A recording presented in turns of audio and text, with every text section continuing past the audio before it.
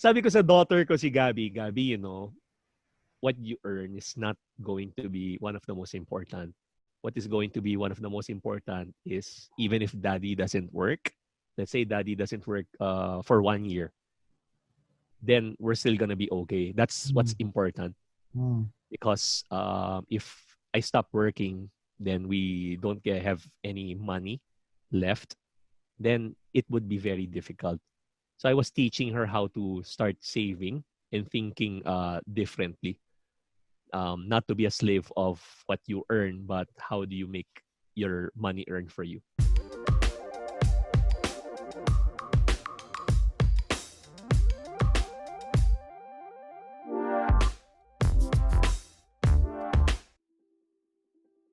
The skills that will require you to get your first million is different from what will allow you to maintain it and go for 10 or 20 million. Being someone who is right very, very far already in terms of richness, sabi ko richness, but what's your advice for people who have made their first million but want to scale it up further and make more? Can I call a friend? Yung term na passive income, it's overrated kasi lahat ng nagkaroon ng passive income, pinaghirapan nila yun eh. Diba? You won't get passive income if you don't work hard on your earned income. What was your biggest financial mistake? What was your biggest financial triumph? And then what was your biggest learning also for 2020? With the hopes that when people hear that from you, they get something from it na they can use for 2021. My biggest mistake actually was when I didn't create the systems online. As a speaker, all of my talks are live. So I wasn't able to prepare for that, for the pandemic. So that was my worst mistake. And looking back, if I would have set up the system, kasi yun ang problema eh. Laging you don't have time eh. If I would have set up the system, I would have made so much more. So I lost a lot of money. So kung nagawa ko to by 2018 pa lang, di ba? Even not knowing that there's gonna be a pandemic, the business is now much bigger. You mentioned that you lost money, or at least it wasn't as good. There are a lot of people that are probably in the same category, photographer, videographer, or people who are considered service-based, that depending on how good the business is or the economy is, they get a lot of clients. In your case, is there a benchmark na kailangan ganito yung level of savings ko para just in case something as bad as this will happen, I'm okay? And so that also people who are watching this, I need this much savings also para protected ako. 1 week before the lockdown, walang kamalay-malay or 2 weeks before the lockdown, kasi mas maaga kami nag-lockdown dahil my mother-in-law, diba, was one of the first who got COVID. But she's okay now, thank God. She just had her 67th birthday. Kala ko bawal sabihin yun kasi Ay, hindi. Yung age, sabi mo, wala na, booking na yung age. Hindi, okay lang. Sabi ko sa daughter ko si Gabby, Gabby, what you earn is not going to be one of the most important. What is going to be one of the most important is even if daddy doesn't work, let's say daddy doesn't work for 1 year, then we're still gonna be okay. That's what's important.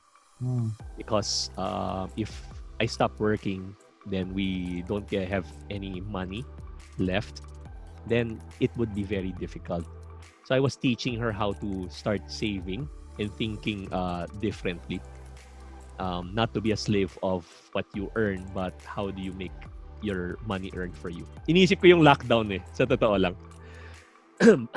By January, February, March nag-lockdown. I lost actually a lot of clients. And then 1 week before the lockdown, nag-cancel pa ako ng mga events. Tapos lahat ng mga talks canceled. So pagdating ng April, nag-iisip na ako. Sabi ko, magkapahinga na lang ba ako this year? Kasi wala naman live events. I don't know, baka mas better na lang. Antay na lang matapos yung pandemic. Tapos pagdating ng May, iniisip ko, sabi ko, mali eh. I have to do my part. Kasi nga, kaya nga ako speaker eh. Eh lalo na ngayon, yun yung kailangan ng mga tao. Pero by April, yung income ko nung January, less than 5% lang nung income ko nung April. Kasi cancel lahat. Pagdating nung May, sorry, April was 5% less or 5% na lang? 5% no, lang. 5% na lang. Okay. Less than 5% nung Okay. April. Okay. Pagdating nung May, my business kasi is B2B eh. So, most of my clients, 90%, 95% of my speaking engagements are talks for companies. So, business to business. Hindi ako makapag B2C eh, yung mga customers. Kasi walang time. Pero yung nag-pandemic, nag-shift ako from B2B, B2C. Pagdating nung May, yung income ko nung January, mas malaki pa yung kinita ko nung May because I was able to do that. There are ways around it, but again, it's not going to be easy, but we need to have a growth mindset. Biggest learning, we can live with less. I haven't bought a single pair of shoes. Not one. I haven't bought clothes. I only bought t-shirts. Tas yung pandemic pa, ayaw pa namin umorder ng food outside. Kasi nga, na-trauma kami because of my mother-in-law. So we have this, ano yun, parang stick. Hindi siya stick, parang siyang stick, oh. Alam mo yan, yung wafer sticks. Eh, isang ganun lang yung meron kami. So sabi namin, okay, we will just eat one stick per person. Me, my wife, my 2 kids. Tapos, nam namin yun, yung one stick na yun, parang wow, ang sarap pala na to. And I got to spend time with my family. Yun yung mga bagay na importante talaga. Family and then your friends. Interesting, no, na you mentioned all of those things. Pero, di man lang tayo nag-StarCraft. There are a lot of people that sila totally nawala yung negosyo nila or nawala yung source of income nila or talagang their industry has been fully exposed to the pandemic. For those that lost their income or lost their businesses and they have to build everything from scratch, what's your advice for them as we enter in 2021? Pag may nakita akong business, nararamdaman ko kung magko-close siya or magtutuloy siya. So let's say meron kami nadaanan na isang restaurant. Sasabihin ko kay Kat, my wife, alam mo, sana wag naman ah. Sana wag naman. Pero mga 6 months to 1 year, sarado na to. Tapos sasabihin niya, wag ka nga hindi, sabi ko nga, wag eh. Pero yun lang yung pakiramdam ko lang. And true enough, after 6 months, nag-i-eat all you can na sila. Yan na isang clue pag ang restaurant malapit na magsara. Talaga? Oh. Yung restaurant na, for example, ano sila, a la carte.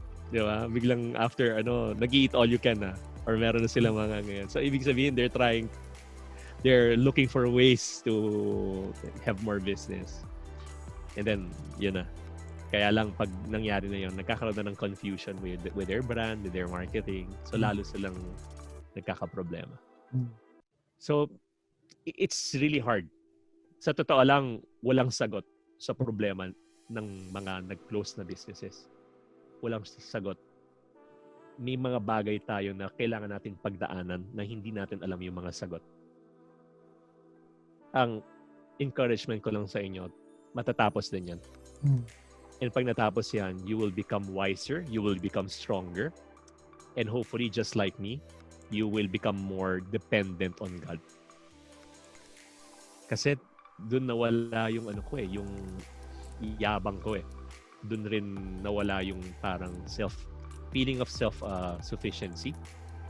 So, it's really, really a humbling experience. And businesses that need to close, they don't close because of 2 reasons. Number 1, fear. Number 2, pride. Fear na you don't know what's gonna happen tomorrow. What are people going to say? That's pride. Diba? Pero yun nga kailangan lang natin siyang harapin. Kailangan natin siyang harapin. Check na natin yung books natin. Check na natin yung numbers. If it doesn't make sense, if it's time to move on, then move on. Kasi yung business nyo naman, that's not you eh. That's not your identity. Kaya kayo nagka-business, it's because of you eh. So yung gifts ni God within you, those are the very gifts that you will be using it to start something else, to start another endeavor. And it's going to be an exciting process again. Kasi importante, hindi tayo nakatingin sa journey eh. Hindi tayo nakatingin sa destination. Because success is the journey eh. It's the process that will give you meaning in your life. I like what you said, no, na huwag isipin yung iisipin ng ibang tao. Kasi I've seen a lot of people na ayaw nila isara or ayaw nila ituloy kasi baka they might be regarded as a failure. For those thinking that way, that when they think that they make mistakes or magkamali sila dito, they lose this money, what's your encouragement to them na okay lang to, there will be other opportunities also later on? Ano lang yan eh, ang pride. Dalawang bagay lang pinagagamitan yan. Panlabat saka nilulunok, fried chicken. Kaya, hindi mo ikayayaman yan. Tsaka yung mga tao na we're trying to impress. Parang yung old, yung definition ng credit card na joke na meme, di ba? Credit card system allows you to buy things that you can't afford with money you don't have to please people you don't like or impress people you don't like. So, siya eh, maganda nga may failure eh. Battle battle scars mo yan eh. Parang galing ka ng gera, 'di ba? Pinapakita mo yung parang sa Rambo, 'di ba? Pinakita yung niya dito. Meron siyang saksak dito, may bala siya dito. So ganun yung stories na pwede mong i-share. I'm not saying that fail intentionally, Those people who say na, there's no success without failure. Tama naman siya, pero don't fail intentionally. But if you do, you can fail with dignity. You can fail with self-respect. And people will respect you even more. Kasi that's a test of your character. Meron ko isang friend who lost more than me. He lost more than me. He eventually recovered. Na-hit siya nung garments industry before. Yung garments industry na, di ba, pumasok ang China. So sabi niya, grabe yun. Kawawang-kawawa ako. Para akong nagmamakawa sa mga tao. Tapos takot ako dun sa mga meron akong utang. Binenta ko lahat. Binenta ko yung relo ko, binenta ko yung kotse para mabayaran lang lahat sila. So, una nalaman ko, meron din pala akong rights na I have to check that first, to check my family survival kasi kailangan rin namin yan. And then yung second na sinabi niya sa akin, very powerful. I actually wrote it in my book, yung Determined. Sabi niya, Jace, pag ikaw nawalan ka ng negosyo, wag ka magmumukhang kawawa. Yun yung reason kaya ako nilalayuan ng mga tao. Kasi akala nila uutangan ko sila eh. Huwag ka magmumukhang kawawa. Kasi kawawa ka na nga eh. Magmumukha ka pang kawawa. Diba? Ano nang tawag sa'yo? Chihuahua. So, ever since that time, yung sinabi niya yun sa akin, I never considered myself poor. Even though we were millions in debt at that time. Millions in debt. I only considered myself broke. Because poor is permanent. It is a state of being. But broke is only temporary. One day, matatapos din yan. Tapos meron kaming bro sa church, yung tithes and offering. Diba? So minsan, nagta-tithes and offering ako. Walang nakakaalam ng problema ko. Konti lang. Yung pastors, alam nila. Pero yung mga kasama namin sa church, hindi alam kasi syempre, mahirap naman yon. Diba? Magsasalita ako sa harap, baka magmukha ako nagsusolicit ng pero na may problema ako. So wala nakakaalam. Di tithes and offering ako. You know, God is ganyan and ganito. Even though you are facing problems, may lumapit sa akin mga 2-3 tao. Sabi sa akin, Jason, you know, your message, it's so touching, naiiyak ako, ganyan. Gusto kong sabihin, may iyak ka talaga, pinagdadaanan ko ngayon eh. Kasi umiiyak din ako habang bago ko ikwento to eh, pinagdadaanan ko talaga eh. Hindi nila alam pinagdadaanan ko nung time na yon, kaya yung message very it resonated with them. Got it. Galing. Just you sharing that, it's very inspiring. Guys, if you're learning, you're getting inspired by Jayson Lo, comment, I'm learning. Comment, I love Jayson Lo. Anyways, Teka lang. Gusto ko Oh. lang liwanagan ha. Hindi ako kasing yaman ni Marvin Guermo. Ay, sobra. Si Marvin nasa 10, ako baka nasa Sobra. 1.5 lang. Sobra tayo dyan. Walang liwanagan yun. Takutis pa lang, tsaka sa forma pa lang, alam natin na yung hindi lang kung sino yung hindi mukhang kawawa, sino yung talagang mukhang higher echelon sa buhay. Anyways. Parang basketball yan. If you can't play, display. Kumbaga si Jayson, he's LeBron James category. Not just the point, but the rings. Ako siguro, Seth Curry. Yan, tayo, nasa Sixers tayo. Mas maganda pa rin yun sa akin. 10, ikaw, ako 1.5. One of the best investments pa rin is to invest in yourself, invest in your business. Kasi kahit na may stocks, magandang real estate, maganda yung mga iba't ibang investment instruments. Pero pag nag-invest ka sa business mo, tumataya ka sa sarili mo. And the returns can be not just 100%. It can be 200, 500, 1,000%. And it all depends on you.